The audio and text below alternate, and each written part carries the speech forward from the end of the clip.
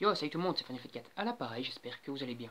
Aujourd'hui on se retrouve pour la review de Hidden Zero, le chapitre 9, donc Hidden Zero, le nouveau manga de Hiro Mashima. On est au 9e chapitre de ce manga, on continue toujours les aventures de Shiki qui a donc été envoyé dans le passé avec Rebecca et Happy, et on entrait donc comme dans la fin de l'épisode précédent, dans de la baston contre les Foot Brothers et contre Sibyl. Les Foot Brothers sont donc les bras droits de Sibyl, et Sibyl est donc entre guillemets le gros méchant de cet arc.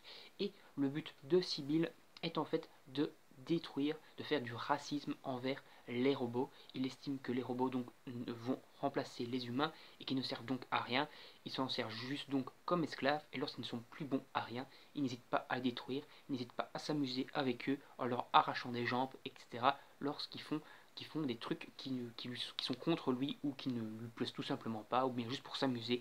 Donc voilà, c'est un gars qui a vraiment énormément de racisme envers les robots. Et encore une fois, dans ce chapitre, Mashima nous met des petites scènes un peu dramatiques. Donc il faut savoir donc que Sibyl avait une production en série de robots qui ressemblait à Michael, donc du début du manga, celui qui a élevé Shiki dans le futur. Et en fait, plusieurs robots de ce type ont été produits en série. Et à la fin donc, du chapitre précédent, on avait un cliffhanger comme quoi Shiki voyait Michael, mais en fait, on apprend dans ce chapitre que ce n'est pas Michael, que c'est un robot qui s'appelle Johnny, et qu'en fait, tous les robots de cette série sont dans l'espèce de casque, ils ont été détruits par Sibyl, ils sont tous à moitié anéantis, on a sans tête, sans bras, sans jambes. On voit Sibyl s'amuser un peu avec eux, et elle les a abandonnés dans la décharge. Et donc le robot de Johnny meurt dans les bras de Shiki, et donc Shiki comprend que Sibyl est responsable de tout ça, et donc que tout simplement il a détruit quelqu'un qui ressemblait un peu à son père adoptif, celui qu'il a élevé, et donc il est énormément énervé, énormément en colère, et il remonte donc à l'étage en faisant monter la caisse qu'il avait fait traverser le sol, une caisse qui au final n'était en matière normale, juste très lourde, mais qu'il a pu du coup utiliser son pouvoir Gear pour faire décoller, pouvoir de la gravité, pour pouvoir remonter à la surface. Avant que Shiki remonte à la surface, Rebecca s'est battue contre les Foot Brothers pendant que Sibyl, avec son méca géant, poursuivait donc Happy et Wise, et ainsi que le petit robot Pino, pour essayer donc de récupérer justement Pino qui avait été dérobé par Wise. Donc voilà, donc Sibyl détruit un petit peu la ville en lançant des petits missiles et tout, en essayant de les poursuivre. Pendant ce temps, donc, les Foot Brothers combattent Rebecca. Les Foot Brothers, c'est quoi leur principe? C'est tout simplement, comme j'avais dit dans les épisodes précédents, ils utilisent leurs jambes qui ont été modifiées pour être des jambes robotiques. Donc en gros, ils ont des prothèses en métal et ils frappent de façon violente avec leurs jambes. Ils n'ont pas beaucoup de charisme, ils ne sont pas très puissants. Le seul délire qu'ils ont, c'est qu'ils sont attirés par les jambes et qu'ils veulent donc à tout prix voir les jambes de Rebecca à poil, voir les mater ses jambes. Donc voilà, des gros pervers entre guillemets. Finalement, Rebecca chope une arme, elle utilise donc cette espèce de pistolet, une arme à Ether, une arme à Ether, qui lui permet donc de tirer des balles, mais ces Foot Brothers, qui ont donc des jambes en métal, vont contrer très facilement ces balles à l'aide de leurs prothèses, jusqu'à ce donc au final que Shiki se ramène.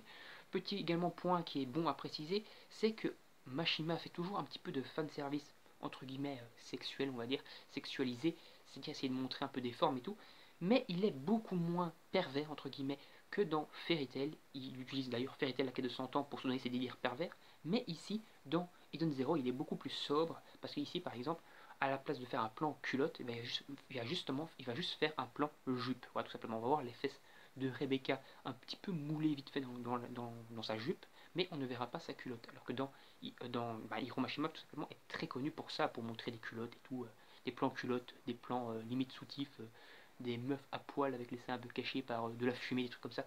C'est vraiment très connu pour ça, Hiro Mashima, et ici il ne le fait pas, et donc ça c'est très cool, c'est vraiment encore couillu de sa part de se détacher totalement de ça pour cette nouvelle œuvre qui est 100% une nouvelle œuvre, et de continuer ces petits délires dans la vraie œuvre de base Fairy Tail, la suite Fairy Tail la quête de 100 ans.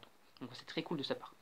Donc Shiki arrive, il atomise très facilement donc les Foot Brothers parce qu'il est très en colère.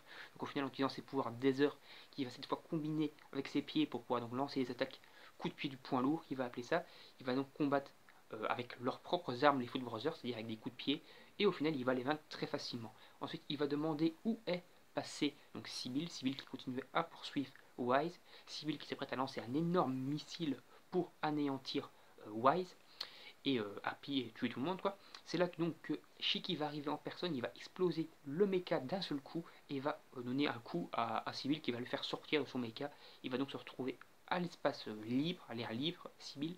Il va essayer d'activer son bras métallique, une espèce de gros bras super balèze avec une espèce de Gatling intégré ou un truc comme ça.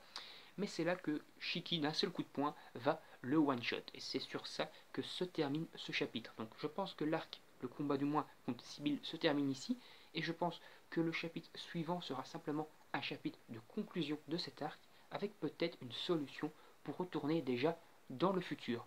À moins qu'ils vont encore rester un petit peu dans le passé et faire quelques arcs dans le passé avant de partir dans le futur. Mais en tout cas, ce premier arc de la planète Norma, du passé on va dire, est occupé à se terminer. Mais je pense donc du coup, moi personnellement, qu'ils vont retourner dans le futur, qu'ils vont faire quelques petits trucs dans le futur, et qu'après ils vont à nouveau être expédiés dans le temps, peut-être cette fois 20 000 ans dans le futur, 20 000 ans dans le passé, et découvrir en tout cas d'autres origines, et peut-être découvrir Mother dans le passé, et que ça sera au final eux les premiers aventuriers à avoir découvert Mother. Je continue toujours ce petit délire là. En tout cas, très bon chapitre, très bien dessiné, toujours comme d'habitude. Hiro Mashima est vraiment super doué à ce niveau-là. L'histoire est toujours très bonne. On a toujours de l'histoire dramatique, etc. Ça change complètement de Fairy Tail et c'est toujours super cool. Voilà, donc n'hésitez pas à donner votre avis en commentaire sur ce chapitre, sur la vidéo en règle générale. N'hésitez pas également à liker la vidéo et à la partager sur vos réseaux sociaux pour aider un peu la chaîne à se développer. N'hésitez pas également à vous abonner à la chaîne si ce n'est pas déjà fait et à activer la petite cloche pour recevoir les notifications et savoir donc quand je sortirai une prochaine vidéo. Moi je vous dis salut, on se retrouve pour une prochaine vidéo.